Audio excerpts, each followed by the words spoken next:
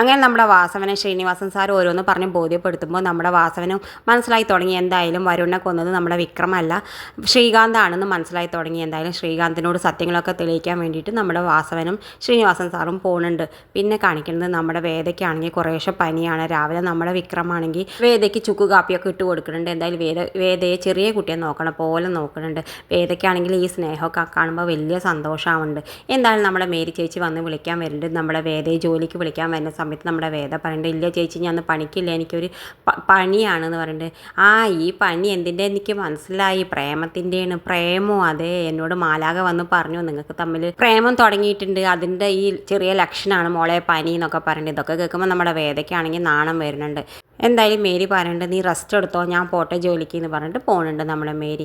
എന്താണ് അവിടെ ചെല്ലുമ്പോൾ നമ്മുടെ ജോബി ചോദിക്കുന്നുണ്ട്, എവിടെ നിന്ന് പുതിയ ആളെ കാണാനില്ല എന്ന് പറഞ്ഞിട്ട്.